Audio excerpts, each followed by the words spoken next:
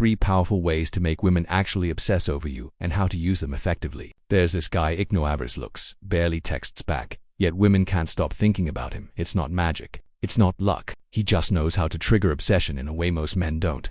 In this video I'll show you exactly how, and the final technique, it's the one no one talks about. 1. You anchor your presence to a sensory pattern. This one works almost accidentally because she won't know why she's thinking of you. You associate herself with a specific, unusual sensory, a certain scent you wear that isn't trendy or popular, a unique rhythm in how you speak, like ending jokes with a brief pause instead of laughter, or maybe the subtle habit of tracing your fingertip along the rim of your glass when you talk. The point is, it's an unverbal pattern her brain starts linking to your presence. Later, when she hears that rhythm in someone else's voice or smells something vaguely similar, it fires off the memory of you. It's not just nostalgia, it's an involuntary emotional trigger, and those are far more obsessive than any clever text could ever be. 2. You create conversational cliffers, then pivot, not by withholding, but by dangling emotional threads without resolution. You tell a story, lean in, Anzi, remind me to tell you what happened after that. It completely changed how I see relationships. Then you switch topics. No drama, no mystery voice, just a clean pivot. What happens? Her brain won't let it go.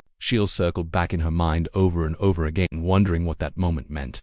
And when she finally asks about it days later, you casually downplay it as if it wasn't that big a deal. That elastic tension created and relaxed, but never fully resolved, is what keeps you emotionally sticky in her memory. If you're not just chasing women, but chasing your best self. Comment, leave. I want to know who's here for thoughtful transformation. 3. You praise her in the exact opposite direction of herself. Forget complimenting beauty or style. Even intelligence is. Instead, find the one quality she doesn't believe she has, and highlight it subtly. Maybe she sees herself as playful and extroverted. So, you say, you have this serious depth, like you'd be terrifyingly good in actresses. That moment stuns her because each AT doesn't align with how she expects to be seen. It gets filed away. Now, every time she feels uncertain, she recounts your words, not just because it was a compliment, but because it expanded her identity. People obsess over the ones who show them they're more than they believed.